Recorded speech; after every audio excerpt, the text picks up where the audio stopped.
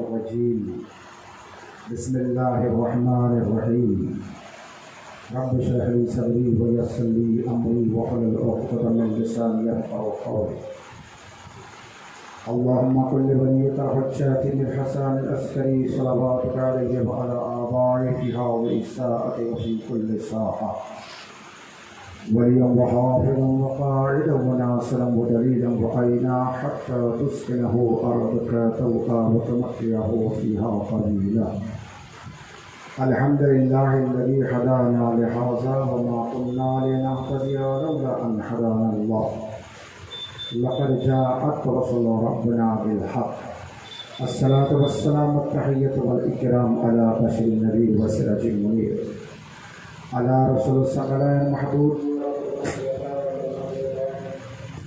بالحسن والحسين مولانا ومولى الثقلين بالقاسم محمد وآل الطيبين الطاهرين المعصومين المظلومين والمنتجبين المقربين ولعنة الله على أعدائهم وغاصب حقوقهم ومنكر فضائلهم أجمعين أما بعد وقد قال الله تعالى وتبارك في كتابه القرآن المجيد والفرقان الحميد وهو أصدق القائلين وقوله الحق بسم الله الرحمن الرحيم ولا تلبسوا الحق بالباطل وتكتموا الحق وأنتم تعلمون صلوات খানদানি ফাতেমা জাহেরার উপর আরেকবার বুলন্দার সালাওয়াত সমস্ত তারিফ ও প্রশংসা একমাত্র অবিশ্বাস্য শক্তি পাক আল্লাহ রাব্বুল আলামিনের জন্য। আজ আমরা বেসরকারি দাদনপাড় সকিনা ইমাম বাড়িতে মহরমের 4 তারিখের মজলিস আপনাদের সামনে শুরু করেছি। আলহামদুলিল্লাহ, আল্লাহ শুকর যে মেম্বারে রসুলে বসার সৌভাগ্য অর্জন করতে পেরেছি এবং আল্লাহ রসুল ও তার আহলে বাইতের ফজাইল ও গুণাবলী আপনাদের সম্মুখে পেশ করার সুযোগ পেয়েছি। আর হাদিসের মধ্যেও আছে, জামানা যুগ যত পাল্টাবে ইসলামের ভিতরে মানুষ তত পরিবর্তন আনবে। পরিবর্তনের উপর পরিবর্তন আসতেই থাকবে। সত্য মিথ্যা, হক আর বাতিল মানুষ কতটা লক্ষ্য করবে না, খেয়াল করবে না। মানা কথা মানবে, চলো অমুক জায়গায় যেতে হবে তো যাবে, অমুককে মানতে হবে তো মানবে।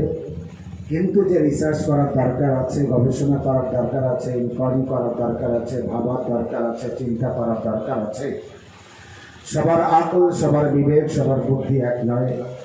তাই আল্লাহ কোরআন মাজিদের মধ্যে ঘোষণা করে দিয়েছে, 1400 বছর আগে আল্লাহ বলে দিয়েছে সূরা বাকরার 42 নম্বর আয়াতে, ওয়ালা তালবিসুল হাক্কা বিল বাতিল, হককে বাতিলের সাথে মিশিও না। ওয়ালা তালবিসুল হক বিল বাতিল, হককে খবরদার কখনো বাতিলের সাথে মিশিও না। কোনদিনের জন্য কোন জায়গায় যদি তোমার মিসামে তাম্মারের মতো ফাঁসিতে দিতে চায়, তুমি রাজি হয়ে যেও, কিন্তু হককে যেন বাতিলের সাথে মিশিও না। কারণ তুমি যখন জানো এটা হক, তুমি যখন জানো এটা সত্য, তখন তোমার জাহির করতে হবে, প্রকাশ করতে হবে। আজই যখন বলছিলাম খুতবায়, তোমার খুতবায় দীর্ঘ 25 বছর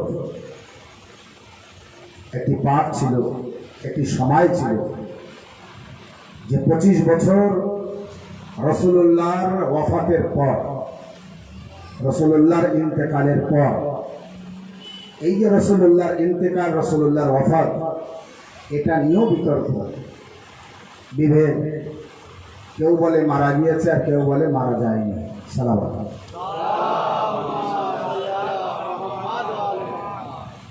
কেউ বলে মারা গিয়েছে আর কেউ বলে মারা যায়নি।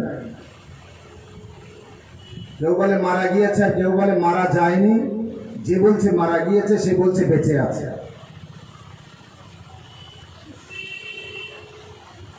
এমনই মৃত্যু তিনি মৃত্যুবরণ করেছেন যে মৃত্যুকে মৃত্যু বলা যাবে না। তাহলে কি হলো? ওয়াফাত। তো ঠিক আছে, তো তিনি মানুষের নজর থেকে আর মানুষের নজরের আড়ালে গিয়েছেন না, পর্দা নিয়েছেন না, এটাও বলা যাবে না। যার জন্য এক সময় মোনাজেরা হয়েছিল, আর সেই মোনাজেরায় সবাই একদিকে একটা সিদ্ধান্ত করেছে, আজাদারদের ভিতরে একজন আলিমে দ্বীনকে সেখানে ডাকা হয়েছিল মোনাজেরা করার জন্য। যখন মাতমি একজন আলিমে দ্বীন, মাতমি আলিমে দ্বীন, বোঝা যাচ্ছে? এই আলিমে দ্বীন যখন ওখানে পৌঁছালেন, ওখানে বাকি যারা মাতমি আলিমে দ্বীন না, তাদের যে সংগঠন ওখানে ছিল, যখন মাতমি বা আজাদার আলিমে দ্বীন পৌঁছিয়েছেন সেখানে, তারা বলল মোনাজেরা শেষ, মোনাজেরা খতম। মানে একতরফা একটা সিদ্ধান্ত তারা টানতে যাচ্ছে। আর এই সবসময় ধোকায় ফেলবে, সব সময়ের জন্য একটা চাপের মুখে ফেলবে আপনার। তাই সেই আলিমে দ্বীনকে বলছে, তুমি যেহেতু দেরিতে এসেছো, মোনাজেরা খতম, আর কিছু বলার নেই, তোমার কিছু বলার আছে? বলে মোনাজেরা যখন খতম তখন আর কিছু বলবো না, কমসে কম দুটো কথা তো বলি, বেশি বলবো না। আমি দুটো কথার উত্তর চাই।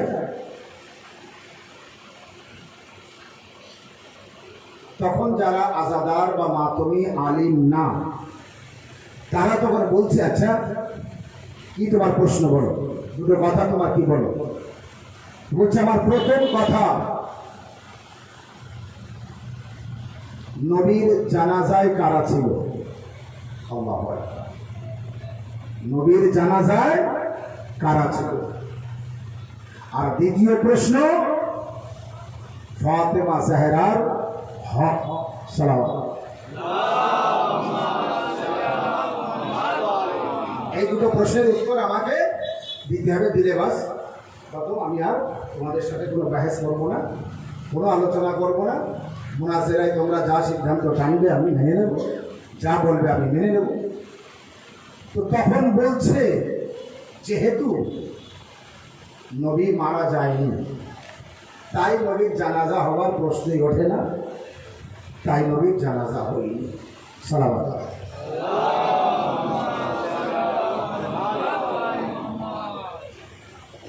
সাধারণত নবী মারা যাননি, কিন্তু নবীর ওফাত হয়েছে, ইন্তেকাল করেছে। সাধারণ মানুষ যে মারা যায়, সাধারণ মানুষের সাথে নবীর তো কোনো তুলনা হবে না। তো সাধারণ মানুষের মতো মৃত্যু নবীর মৃত্যু না, মাসুমের মৃত্যু না। এমনি তো বলে, আল্লাহ কোরআনে বলেছে, যারা শহীদ হয় তারা জীবিত থাকে। তো রাসূলুল্লাহ মারা যায়, এবার তাদের কথা হলো রাসূলুল্লাহ মারা যায়নি। আর মারা যায়নি মানে রাসূলুল্লাহর জানাজার কোনো প্রশ্নই ওঠে না।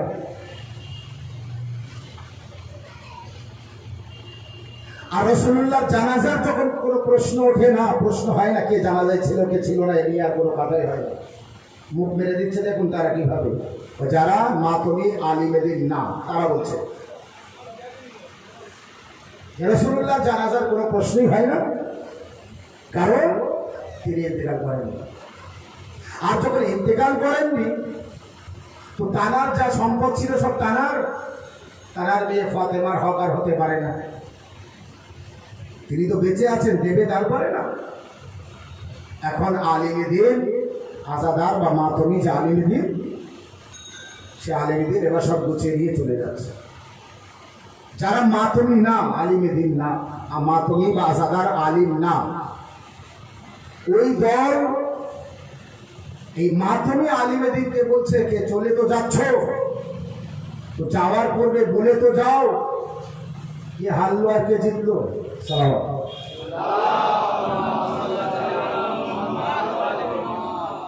তখন যাওয়ার সময় এই আলিমুদ্দিন বলছে, অবশ্যই আমি না বলে যেতাম না। হার কার হলো আর জিত কার হলো, তোমরা অনেক লোক থাকতে পারো, হক আর বাতিলের মোকাবেলা, হক আর বাতিলের লড়াই, হক আর বাতিলের যুদ্ধ সর্বদাই হয়েছে আর হচ্ছে আর হবে। তবে আমি চলে যাচ্ছি, যেতে যেতে বলে যাচ্ছি। সে আলিমুদ্দিন বলছে, মা তুমি আলিমুদ্দিন, আমি চলে যাচ্ছি, আর যেতে যেতে তোমাদেরকে বলে যাচ্ছি, তোমরা ভাবো, ভাবতে থাকো। রাসূলুল্লাহ যখন ইন্তেকাল হয়নি, রাসূলুল্লাহর খলিফা কিসের? সালাওয়াত।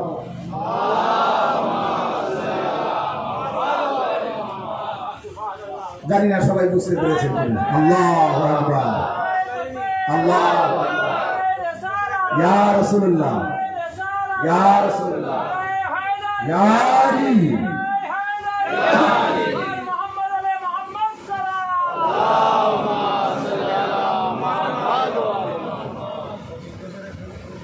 যখন রাসূলুল্লাহ ইন্তেকাল করেন, তার মানে তার আর খলিফার থাকার কোনো প্রশ্নই হয় না। তো খলিফা কিসের?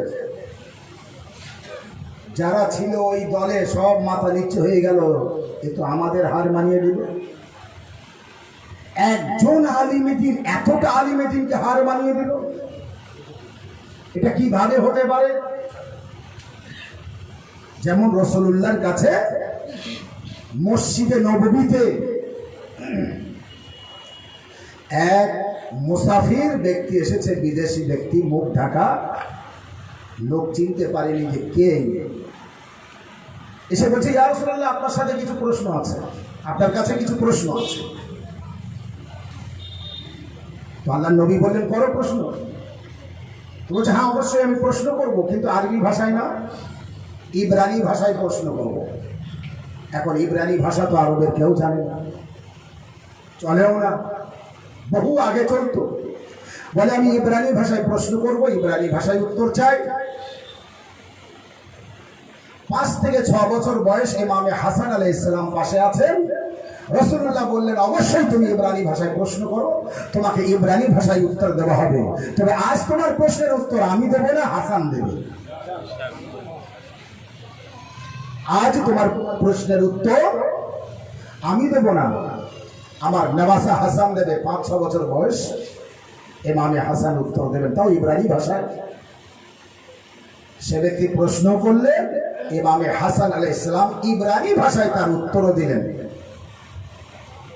ওই ছোট্ট হাসান যখন তার ইব্রানি ভাষায় উত্তর দিলেন, সে উত্তর পেয়ে মোবারকবাদ দিতে দিতে খুশিতে আনন্দে ভরে গেল এবং সে চলে গেলেন। যখন তিনি চলে গেলেন, কেউ একজন ওর ভিতর থেকে জিজ্ঞাসা করলেন, ইয়া রাসূলুল্লাহ, এই ব্যক্তিটা কে ছিল? ইয়া রাসূলুল্লাহ, এই ব্যক্তিটা কে ছিল? তো আল্লাহর নবী বললেন, আমার ভাই খিজির নবী ছিলেন। সালাওয়াত। খিজির নবী ছিলেন কোথায়? আসমানে আছে খিজির নবী। খিজির নবী ছিলেন, তার একটি প্রশ্নের উত্তর জানার দরকার ছিল, তাই আমার কাছে এসেছিল উত্তর নিতে। যে উত্তর আমি দেব সেই উত্তর না হাসান দেবে, তাই হাসানের দ্বারা উত্তরটা দিয়েছে। হাসান তার উত্তরটা দিয়েছে। এবার বলছে, হাসান ইব্রানি ভাষা কবে শিখলো? সালাওয়াত।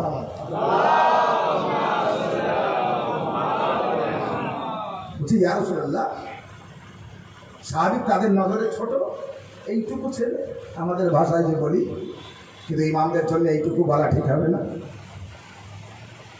বলে, হাসান কবে শিখলেন ইব্রানি ভাষা? রাসূলুল্লাহ উত্তর দিলেন, যখন কবে ছিল না তখন শিখেছে। সালাওয়াত মুহাম্মদ আলাইহি ওয়া কবে তবে যখন ছিল না তখন শিখেছে। আর যে শেখে সে ইমাম হয় না। ইমাম এই কারণে যে শিখে এসেছে। হক আর বাতিল, নবীর জানাজায় কতজন ছিল? উত্তর নেই, তো একটা উত্তর তো বার করতে হবে। কতজন ছিল? এর উত্তর আছে? এর উত্তর নেই। আমি আপনাকে বলবো, এই আমলগাছা বেসপাটলি দাদন পাড়ে হুসাইন, মাওলা হুসাইন আলাইহিস সালামের আজাদারদের যে বলুন আপনাদের ভিতরে কতজন ইমাম খুমাইনির জানাজায় ছিলেন? উদাহরণ, ইমাম হুমায়ুনের জানাজায় কতজন ছিলেন? আয়াতুল্লাহ গুলপাইগানির জানাজায় কতজন ছিলেন? আয়াতুল্লাহ মাকারিম সিরাজের জানাজায় কতজন ছিলেন? একজনও না, একজনও না। দলিল প্রমাণ কি দেবে? আমরা যেতে পারিনি, আমাদের বাড়ি অনেক দূরে, অন্য দেশে, পাসপোর্ট নেই, পাসপোর্ট থাকলেও টাকা নেই, হ্যাঁ, যে কারণে যেতে পারিনি। তো আপনি যখন যেতে পারেননি তো দলিল তো দেবেন, কোনো প্রমাণ দেবেন কি কারণে যেতে পারেননি। তো রাসূলুল্লাহ জানাজায় তো ছিল না, তো প্রমাণ তো দিতে হবে কি জন্য ছিলাম না। তো প্রমাণ এটাই, নবীর জানাজাই হয়নি। সাল্লাল্লাহু মুহাম্মাদ ওয়া আলাইহি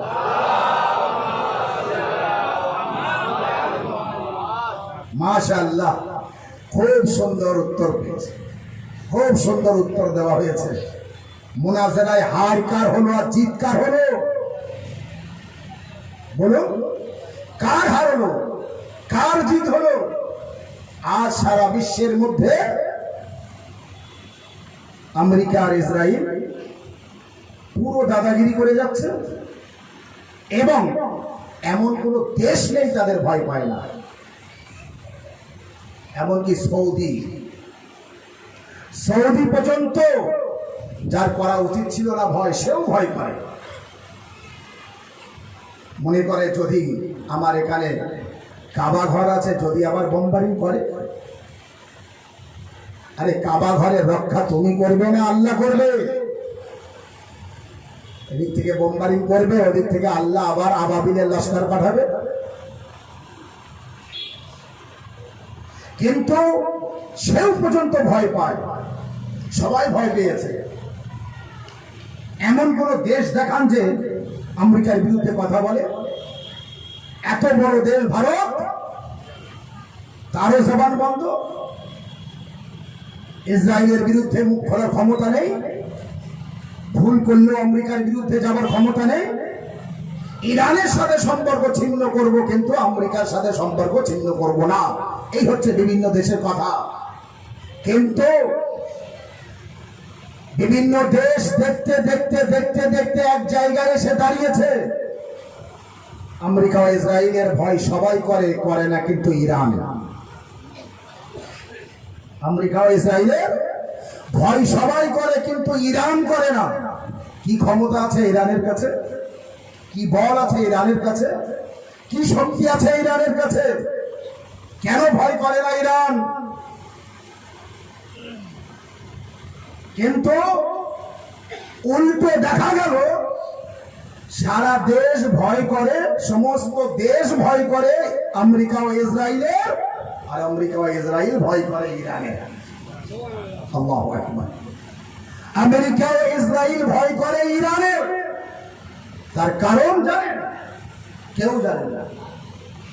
বলুন তার কারণ কি? কি জন্য ভয় করে? তেল অন্য দেশও আছে, কি জন্য ভয় করে? কি আছে খামনাইর কাছে, কি আছে ইরানের কাছে? কেন ভয় করে না? আমেরিকা ও ইসরায়েল ওরা জানে যে আমরা ইহুদি। আল্লাহু আকবার। সাল্লাল্লাহু মুহাম্মাদ ওয়া আলিহি। আমরা ইহুদি, ওদের জানা আছে। দেখুন আমাদের এলাকায়ও যদি কোনো ছেলে কোথাও গিয়ে মার খেয়ে আসে আর সেখানকার সংগঠনের সম্পর্কে জানে, তারা এক হয়ে মেরেছে, পরবর্তীকালে আবার এরকম ঘটনা ঘটতে যাওয়ার আগে মনে পড়বে যে ওখানে গেলে বলো মার খেতে হবে। কারণ এর আগে বলো ওরা সবাই একসাথে হয়ে, এক দল হয়ে কিন্তু বিরাট লড়া লড়েছিল। অতএব ওদের সাথে লড়তে গেলে ওর থেকে ক্ষমতাবান এবং দলবল চাই। তোর থেকে ক্ষমতাবান বা দলবল যদি না হয় তাহলে তাদের সাথে লড়তে যাবে না, কারণ এর আগে হার মেরেছে। ইহুদিবাদী দেশ আমেরিকা ও ইসরায়েল, সারা দেশ তাদের ভয় করে, তারা উল্টো ইরানের ভয় করে। কারণ তাদের কাছে জিজ্ঞাসা করুন, ইসরায়েলের কাছে, আমেরিকার কাছে কখনো ভয় করে আয়াতুল্লাহ সিস্তানি কখনো ভয় করে, আয়াতুল্লাহ খামনাই কখনো ভয় করে সৈয়দ হাসান নাসরুল্লাহ। এর কারণ কি?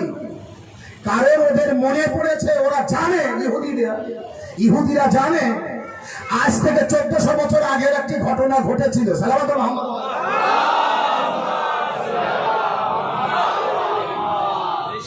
ওরা জানে আজ থেকে 1400 বছর আগের একটি ঘটনা ঘটেছিল, তারও অনেক আগে ঘটনা ঘটেছিল। আর সে ঘটনাটি এই, ছোট্ট কম বয়সের জনাবে মারিয়াম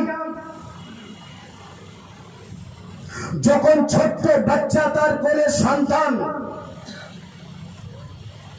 ঈসা নবীকে মারিয়াম কোলে করে নিয়ে নিজের পাড়ায় এসেছিলেন, সমস্ত ইহুদিরা জনাবে মারিয়ামকে ঘিরে ফেলেছিল আর বলেছিল, মারিয়াম, আমরা যা কল্পনা করতে পারিনি তাই। এ মারিয়াম, তুমি আমাদেরই মেয়ে, আমাদের বংশের মেয়ে, আমাদের এলাকার মেয়ে, আমাদের দেশের মেয়ে। তোমাকে বিয়ে দেওয়া হয়নি, তোমার বিয়ে হয়নি, আমরা কেউ জানি না যে তোমার বিবাহ হয়েছে, কেউ বলতেও পারবে না। কিন্তু মারিয়াম, এ বাচ্চা কোথা থেকে আনলে? আরে মারিয়াম, আমাদের নাক কেটে দিয়েছ, যা আমরা ভাবতে পারিনি, কল্পনা করতে পারিনি তাই। মারিয়াম, তোমার এটা করা ঠিক হয়নি। বড় বাচ্চা কোথায় পেয়েছ? বড় মারিয়াম, বাচ্চা কোথা থেকে আসলো? জনাবে মারিয়াম বলেছিলেন, এই প্রশ্ন আমার কাছে করো না, ওই বাচ্চার কাছে করো। এই প্রশ্ন আমার কাছে করো না, ওই বাচ্চার কাছে করো।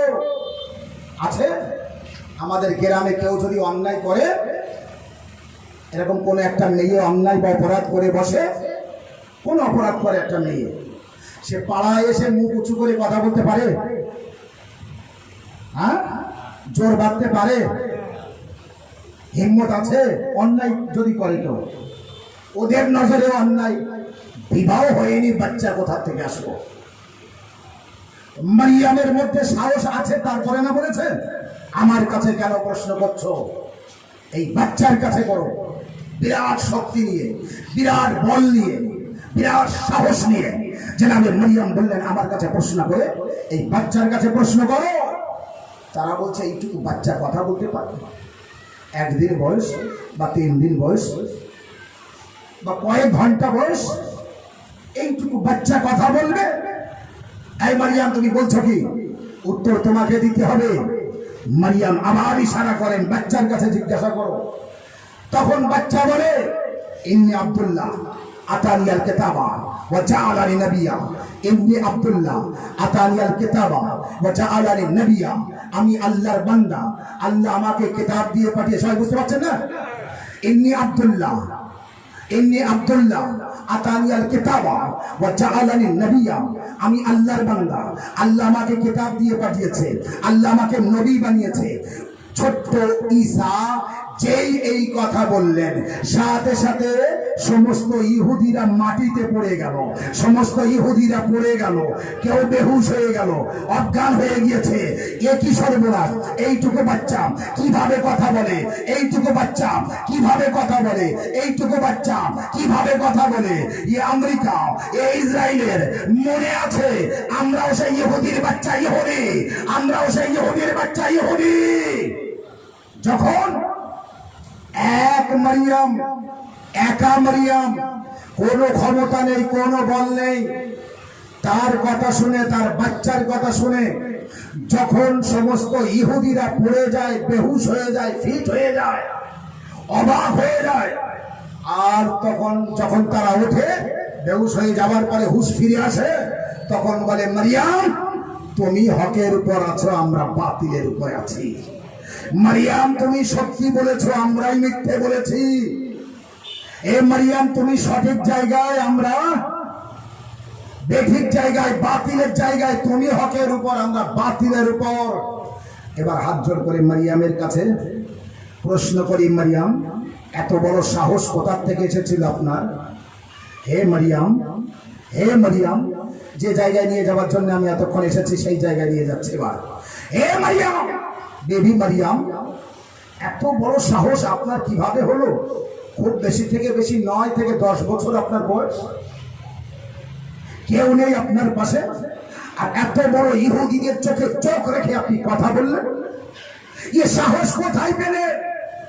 তো জনাবে মারিয়াম উত্তর দেবেন, আমার সামনে এক মাসুম আছে। আল্লাহু আকবার। আমার সামনে হাজারো লাখো মানুষের দরকার নেই, প্রয়োজন নেই, আমার সামনে একজন মাসুম আছে। মাসুম, এই মাসুমের সাহসে আমি এই কথা বলতে পেরেছি। এবার তো বোঝা গেল হাসান নাসরুল্লাহ ভয় পায় না, সৈয়দ আলী খামনাইও ভয় পায় না, সৈয়দ আলী সিস্তানিও ভয় পায় না আমেরিকা ও ইসরায়েলের। কারণ হচ্ছে মারিয়াম এক মাসুমের ভরসায় ভয় পাননি। সিস্তানি ও খামনাই ও হাসান নাসরুল্লাহ সামনে 14 মাসুম আছে।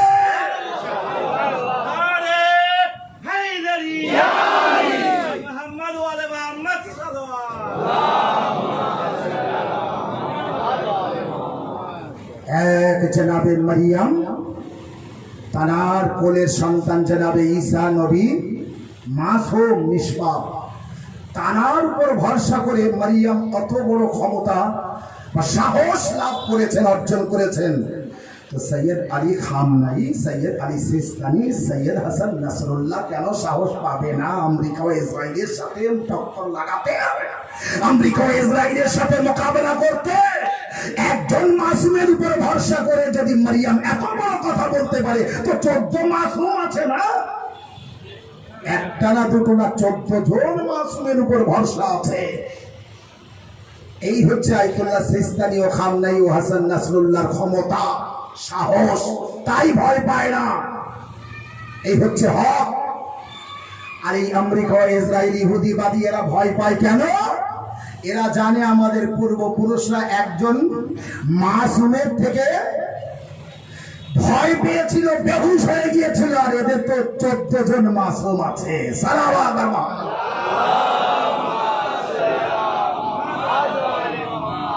এই জন্যে কখনো দেখবেন ইরানের সাথে মোকাবেলা করবে না। যদিও অন্য দেশের সাথে করে হাসান নাসরুল্লাহর সাথে মোকাবেলা করবে না, যদিও কারোর সাথে করে সৈয়দ আলী খামনাইর সাথে মোকাবেলা করবে না। এনারা তো সবসময় নামাজের ঘরে ছোট্ট একটা কামরায় বসে আছেন, বাইরে যান না, কোনো লিডারিত্ব করেন না, কিন্তু বিশ্বের মধ্যে এনাদের কথা শেষ কথা। যত বড় ইহুদিবাদী দেশ হোক না কেন, বিশ্বের অন্য কেউ তোমার ভয় পেতে পারে, কিন্তু ইরান ভয় পায় না।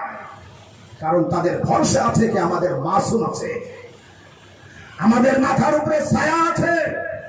কখনো রাসূলুল্লাহর ছায়া, কখনো ফাতেমা জাহরার ছায়া, কখনো আলী মুর্তজার ছায়া, ইমামে হাসানের ছায়া, ইমামে হুসাইনের ছায়া, ইমামে যাইনুল আবেদিন মুহাম্মদ বাকর জাফর সাদিক, মুসা কাসিম, আলী রেজা, মোহাম্মদ তাকি, আলী নাকি, হাসান আসকারি, ইমামে মাহদি।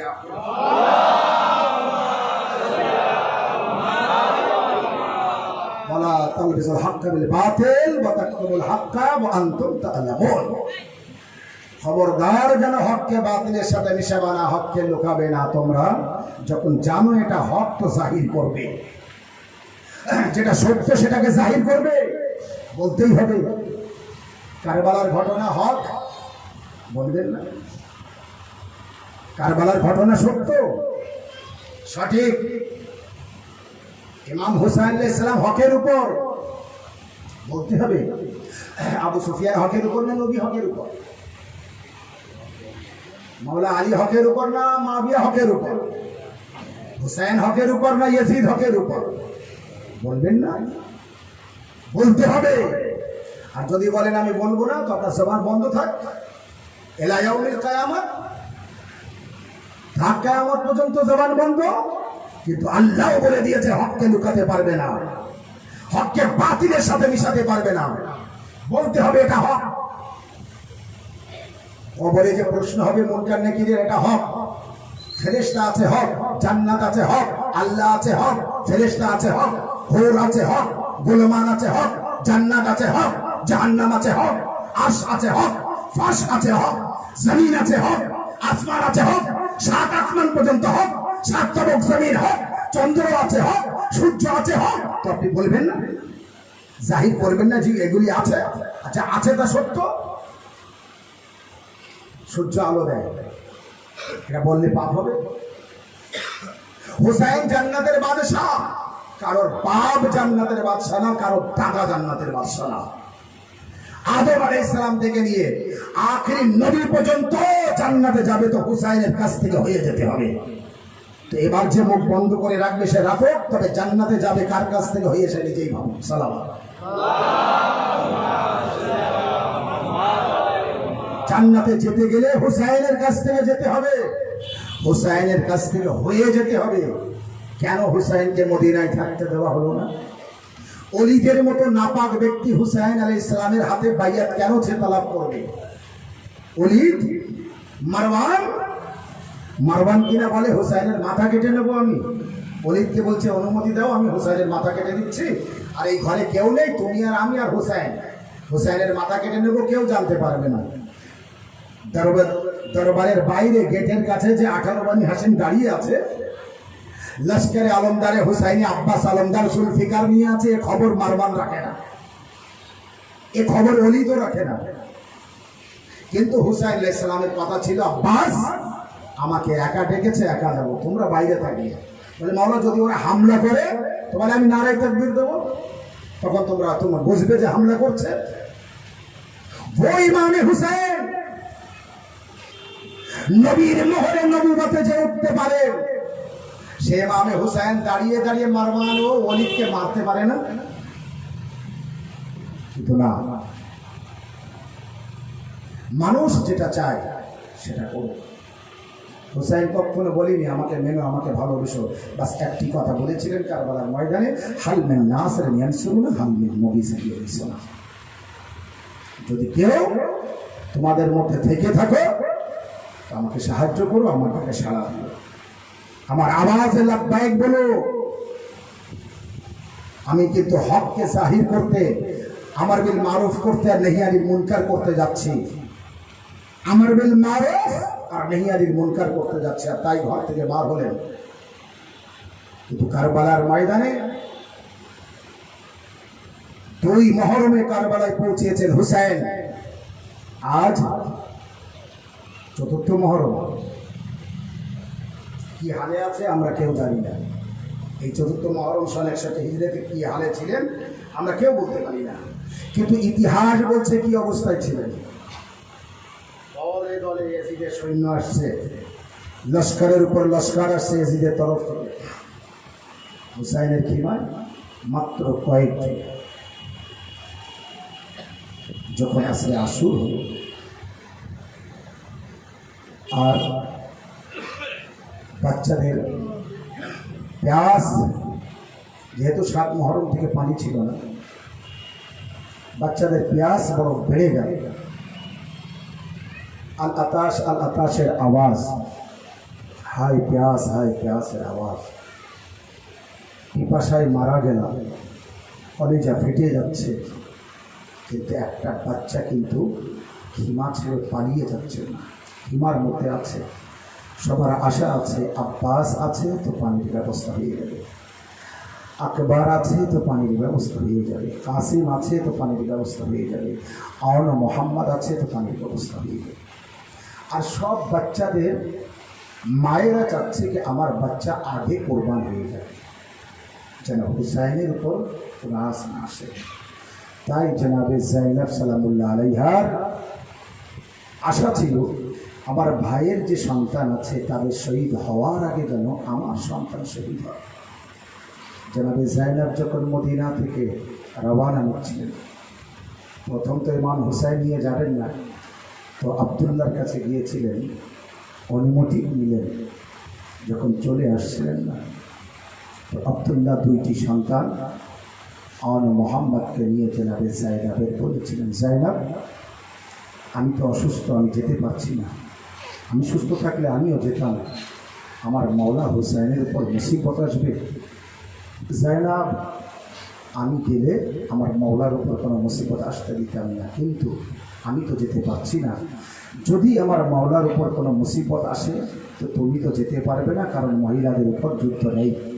জাইনাব, এই আমার 2 সন্তানকে নিয়ে যাও, আওনা মোহাম্মদকে নিয়ে যাও। যদি মাওলার উপর কোনো মুসিবত আসে তো একটা ছেলেকে তোমার তরফ থেকে আর একটা ছেলেকে আমার তরফ থেকে হুসাইনের রাহে কোরবান করে। জাইনাব, এক ছেলে তোমার তরফ থেকে, এক ছেলে আমার তরফ থেকে। খবরদার যেন এমন না হয়। জাইনাব, আমার আলো মোহাম্মদ বেঁচে থাকতে থাকতে হুসাইনের কোনো ছেলে শহীদ হবে, কাল হাসরের ময়দানে ফাতেমা জাহরার কাছে মুখ দেখাতে পারবো না। তাই হলো জনাবে জাইনাবের বড় ইচ্ছা ছিল আমার ছেলে যেন আগে ময়দানে যায়। মাওলা হুসাইন আলাইহিস সালামের কাছে পাঠিয়ে দিয়েছিলেন।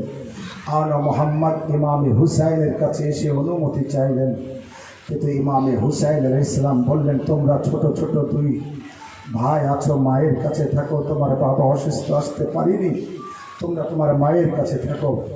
আর পিপাসায় আছো, আমি তোমাদের পাঠাতে পারি না। কিন্তু আবার যখন 2 সন্তান ফিরে গিয়েছে মায়ের কাছে, এবার জনাবে জাইনাব কথা বলছেন না। এবার আলো মোহাম্মদ মায়ের পাশে যে বসে পড়েছে, মা কথা কেন বলছো না? জনাবে জাইনাব বললেন, কি আলো মোহাম্মদ এখনো অনুমতি নিয়ে আসতে পারোনি? আলো মোহাম্মদ বলছেন, কি আম্মা, মামার কাছে গিয়েছিলাম, অনুমতি এখনো দিইনি। জাইনাব বললেন, যাও বলো আমার মা অনুমতি দিয়েছে। এবার যখন ঠিক বললেন, মাওলা আমার মা অনুমতি দিচ্ছে, এবার আপনি অনুমতি দিন। ইমামে হুসাইন আলাইহিস সালাম আলো মোহাম্মদকে অনুমতি দিলেন, কিন্তু বললেন, যাও তোমার মা যদি অনুমতি দেয়। আলো মোহাম্মদ মায়ের কাছে গেলেন। জনাবে জাইনাব আলো মোহাম্মদকে অনুমতি দিলেন, কিন্তু আসাদারও শুনলেন কি বললেন, বেটা আলো মোহাম্মদ, হুসাইনের সন্তানরা পিপাসায় আছে, যদি ময়দানে যে লড়তে লড়তে ফুরাতের দিকে চলে যাও, আলো মোহাম্মদ খবরদার যেন ফুরাতের পানি পান করো না। আলো মোহাম্মদ জেনে রেখো, হুসাইনের লাল পিপাসায় আছে, যতক্ষণ তারা পানি না পান করবে খবরদার যেন পানি পান করো না। আসাদারও এটা যেন মনে থাকে। এই বলে আলো মোহাম্মদকে জাইনাব বিদায় দিলেন। ছোট ছোট 2 ভাই ঘোড়ার পিঠে সওয়ার হয়ে ময়দানে গেলেন। জালিমদের সাথে মোকাবেলা হলো, লড়াই হলো। হায় ছোট ছোট সন্তান, জাইনাবের কতক্ষণ লড়তে পারে পিপাসায়? 3 দিনের ক্ষুধার্ত ভুক ও পিপাসা তীর ও তলোয়ারে জখমি করে দিয়েছে আলো মোহাম্মদকে। আর ঘোড়ার পিঠে থাকতে না পেরে পড়ে গেলেন, আর আওয়াজ দিলেন, মাওলা আদরিকনি, হে মাওলা হুসাইন আমাদের সাহায্য করুন। ইমামে হুসাইন হযরতে আব্বাসকে নিলেন। আব্বাস, আব্বাস চলো, আমার আলো মোহাম্মদ আওয়াজ দিয়েছে। ইমামে হুসাইন আলাইহিস সালাম আব্বাসকে নিয়ে যখন ময়দানে গেলেন না, আলো মোহাম্মদের মধ্যে 2 ভাই আংরাই নিচ্ছিলেন, ছটফট করছিলেন। এক ভাই দুনিয়া ছেড়ে চলে গিয়েছে, আর এক ভাই এখনো বেঁচে আছে। যখন হুসাইন একটাকে নিজের কাঁধে নিলেন, আব্বাস আর একজন শহীদকে নিজের কাঁধে নিলেন। 2 শহীদ আলো মোহাম্মদকে কাঁধে নিয়ে যখন খিমার দিকে আসছিলেন, মুখে বলতে বলতে আসছিলেন, ইন্না লিল্লাহ ওয়া ইন্না ইলাইহি রাজিউন। যেই খিমার নিকটে এসেছে জনাবে জাইনাব চুপচাপ বসে আছে মাথা নিচু করে। একবার হুসাইন বললেন, জাইনাব তোমার ছেলেরা এসেছে, একবার দেখো। জাইনাব আওয়াজ দিলেন, ভাইয়া আগে ওরা বলুক পানি পান করিনি তো, ফুরাতে নামেনি তো। যে ছেলেটা যে ভাই এখন জীবিত আছে, সে একবার বললেন, আম্মা এবার তো রাজি আছেন? এ আম্মা আমরা ফুরাতের দিকে যাইনি, আমরা পানিও পান করিনি। এই বলে চোখ বন্ধ করে নিলেন। একবার জায়নাব এসে দুই সন্তানকে নিলেন। ও আমার ভাইরা, মা বোনেরা, যে দুই শহীদের জন্য মা মন ভরে কাঁদতে পারিনি, সেই আনা মুহাম্মাদের লাশা ময়দানে কিমার নিকটে বিবিরা মাতম করলেন, মোহাম্মদ। একবার হুসেন বললেন, জায়নাব তোমার লালের লাশ এসে গিয়েছে, যত পারো মাতম করে নাও। বিবিদের মধ্যে কান্না শুরু হলো। মোহাম্মদা একবার জায়নাব আবার দিলেন, আব্দুল্লাহ তোমার ইচ্ছাও পূরণ হয়েছে, আমার ইচ্ছা।